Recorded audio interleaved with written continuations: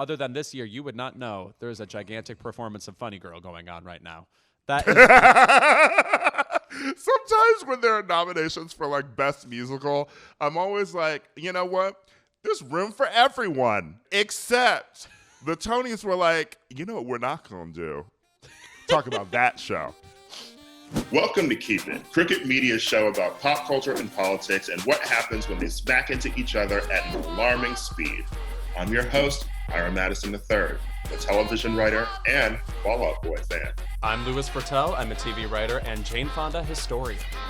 Let's get into it. The 75th Annual Tony Awards were held Sunday night, hosted by recent Academy Award winner and, more importantly, recent Keep It guest, right, Ariana DeBose. The big winner of the night was A Strange Loop, which won for Best Musical and netted Jennifer Hudson her EGOT.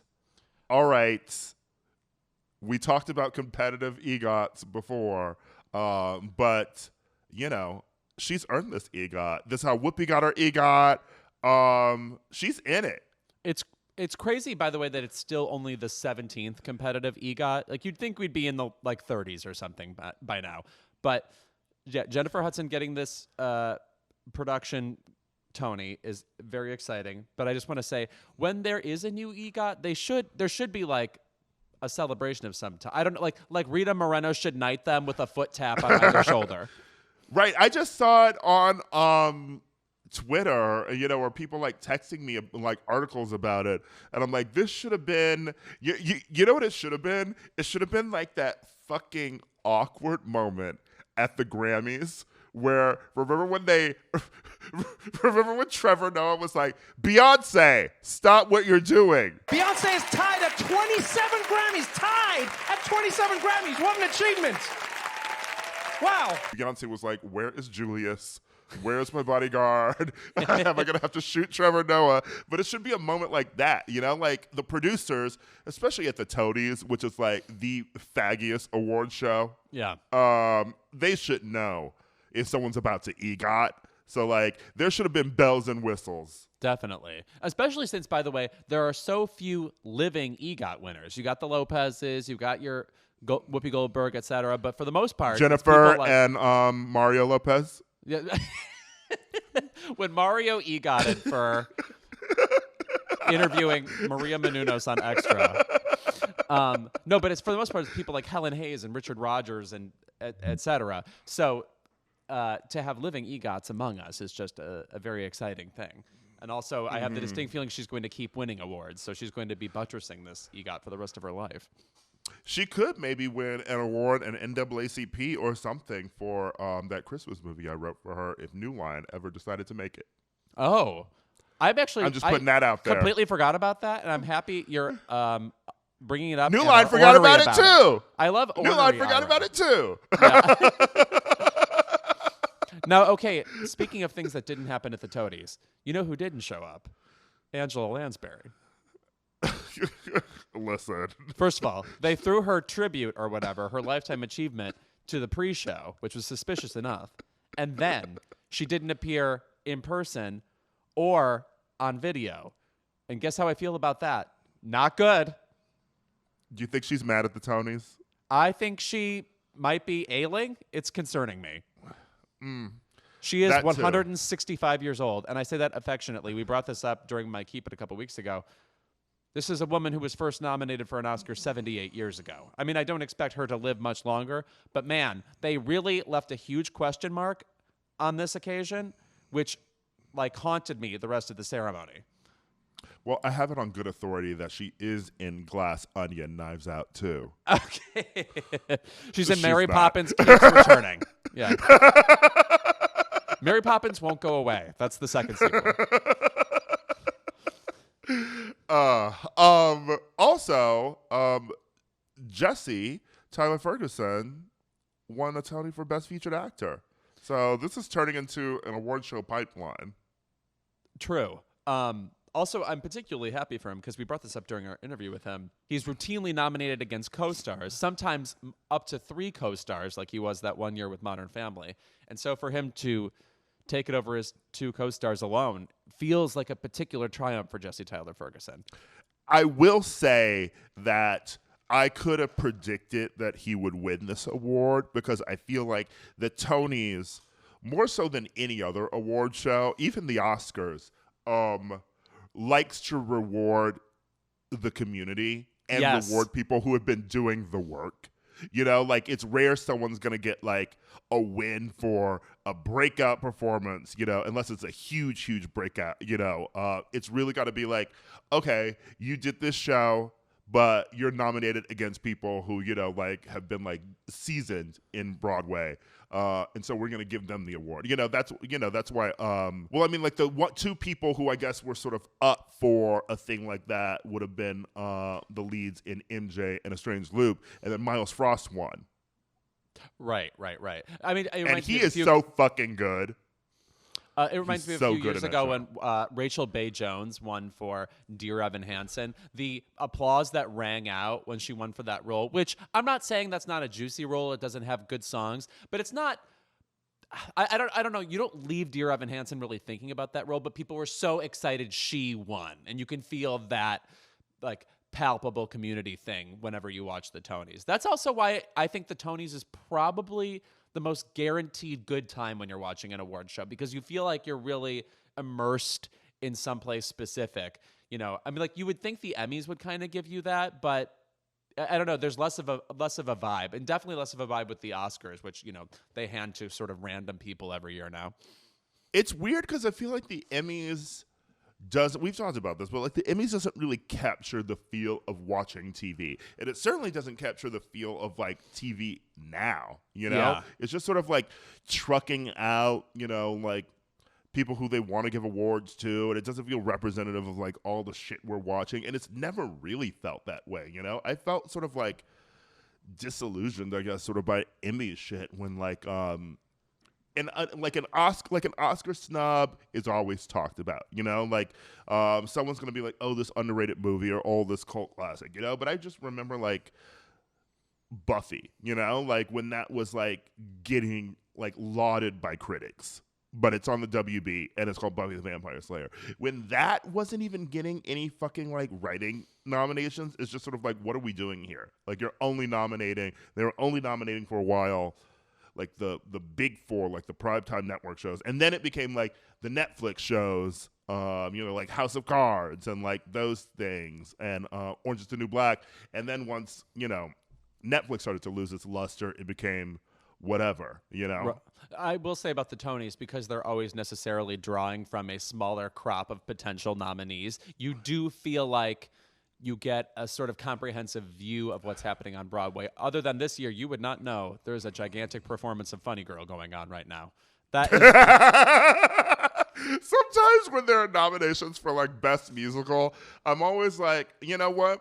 There's room for everyone. Yeah. Because everyone gets nominated except the Tonys were like, you know what we're not going to do? Talk about that show.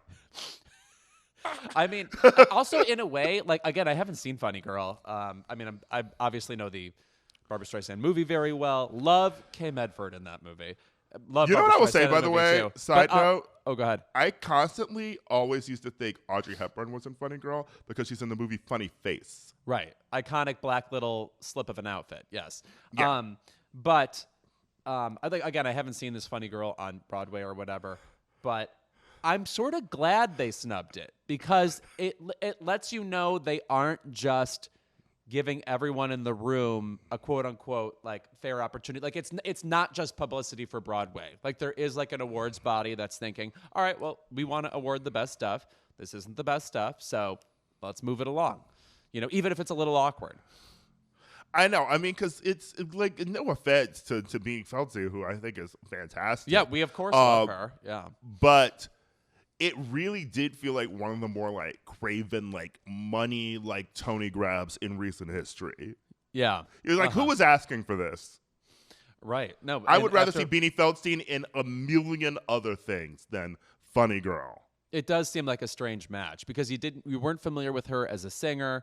You certainly didn't want to pair this new singing talent with these particularly loaded and fabulous songs, as a first go. So yeah, it's just a strange outing altogether. You know what I want for her?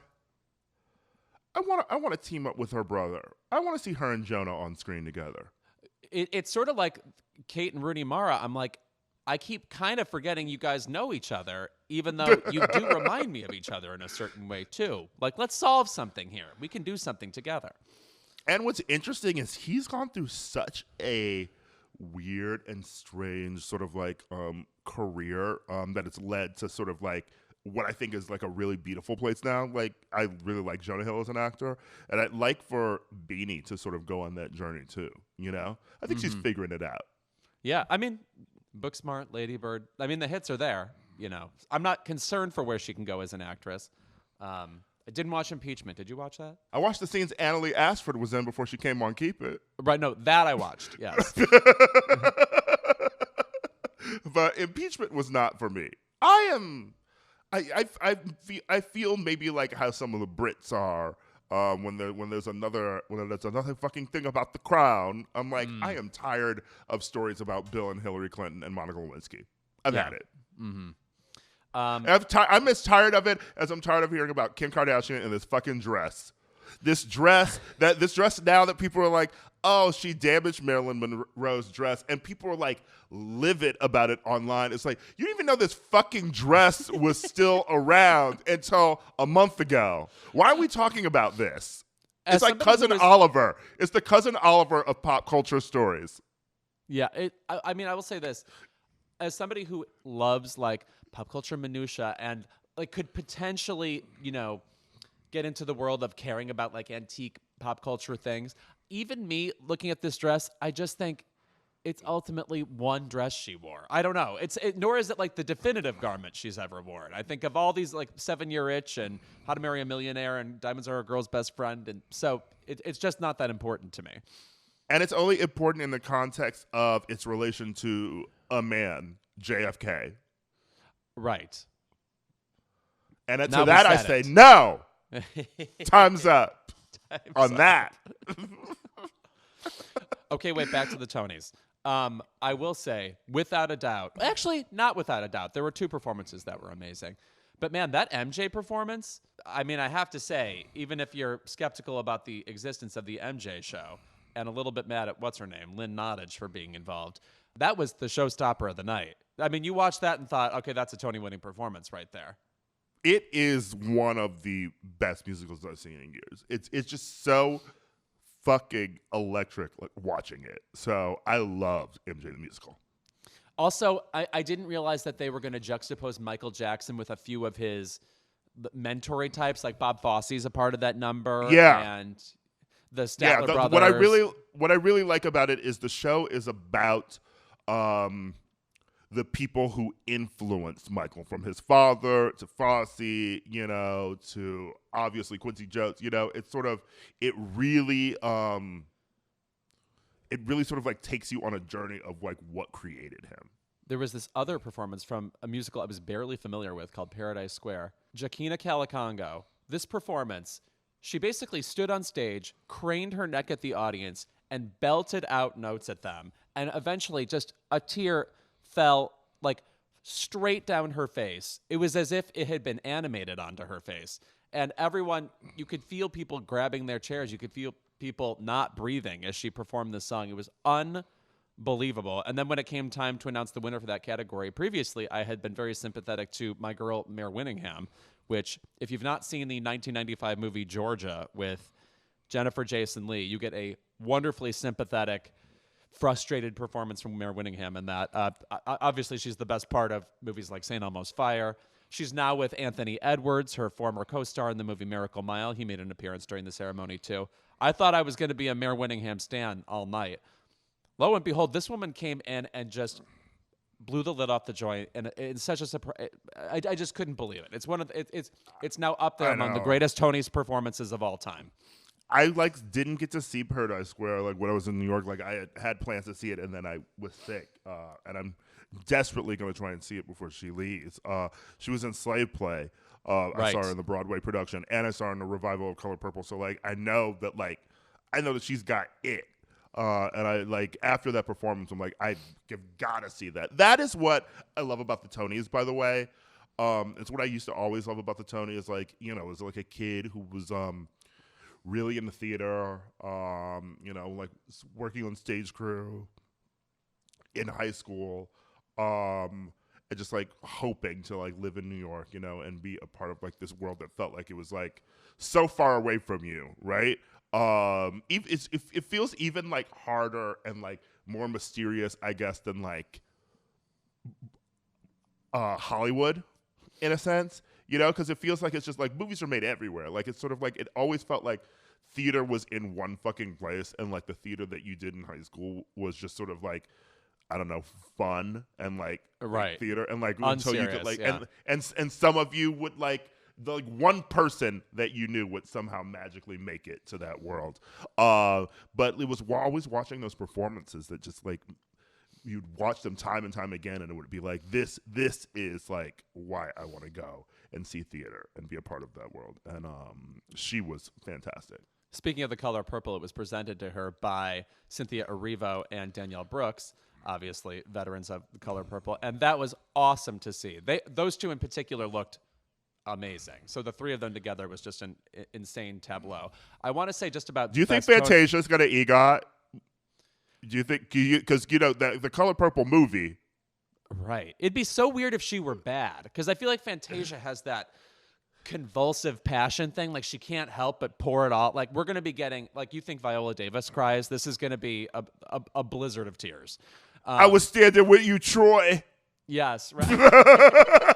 Oh my God. I want to hear more of your Fences impression. I want to say just about greatest Tony performances of all time.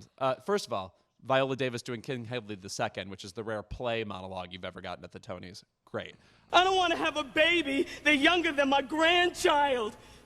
Who turned the world around like that? What sense that make? Obviously, you've got Jennifer Holliday doing Dreamgirls. A performance people need to see that needed to be basically shopped to me on Twitter, and I like waffled about having to watch it, is Grand Hotel. Have you ever seen this? Yes. Oh my God. I can't. It's okay. So this actor, Michael Jeter, who won the Tony for it, gives this drunken performance, and it's this like razzle dazzle song with arms up in the air, and like they're welcoming you to the Grand Hotel. Guys, you have never seen anything like this in your life. It is so funny, so endearing. The audience flies to their feet. I believe Jane Krakowski is lingering somewhere in the performance too, because she was in that version of Grand Hotel. You must watch this Grand Hotel Tony's performance. Oh, it is. I'm just filled with endorphins even talking about it. It is an incredible performance. That I would also offer Sutton Foster. Oh, please, anything goes. Drowsy Please. Chaperone. Oh, Well, Drowsy Drowsy Chaperone, but also anything goes. But the 1997 Tony Awards performance when they do My Body, which will, if you saw the Bill Porter revival of it at Encores, which I'd like to forget about. Watch the 1997 Tony Awards performance. That is fantastic. And I will never say no to Cheyenne Jackson's thighs in those short shorts, in those hoochie daddy shorts. Xanadu. Doing Don't Walk Away from Xanadu. So I don't believe we had thighs before that performance. I believe those were the world's first thighs. No, okay. Faye Dunaway saw those and she was shook. No, she was like, she thought she did something in the movie Barfly, and she was wrong. Angie Dickinson saw Cheyenne's legs and was like, well, damn. What am I insuring my legs for? Oh my God. Policewoman. That's a show that's never come up on this podcast. We'll reserve a moment for that in the future. By the way, though, what did we think of the Sondheim tribute, which was just clips of him talking about how inspirational he is, and Bernadette Peters singing "Children Will Listen"? Because guess what? Children almost fell asleep for me. I barely could stay through it. As we talked about with Sondheim, there were 9,000 tributes to that man while he was alive. So imagine trying to do one that anyone is going to find interesting now. I guess that's true. But it just felt... You would have thought like they would have brought a bunch of people on stage or something. Not that I don't just want to hear Bernadette sing, but there were a couple more options I think they could have. It's probably at his will. He's probably like, I'm sick of y'all. He's like, leave it alone. Stop singing my damn songs. And if you're gonna sing my songs, can you sing anything besides "Children Will Listen"? Okay, come on. Yeah, I've gotta sing something from Bounce. How about Madonna get her ass out there and sing More from Dick Tracy, which I fucking love. That is one of my favorite Stephen Sondheim songs. I mean, he put all his whips and chains into that song. Okay. Oh yeah. He went down to the basement. Yeah, right. And wrote that song. Okay. I'm so he happy was in the with sex what I've got. dungeon. I want more. Right. Yeah. He was in the sex dungeon writing them songs for Dick Tracy. Let me tell you that. Sooner or later, I'm gonna flog you with this cat of nine tails. Yeah.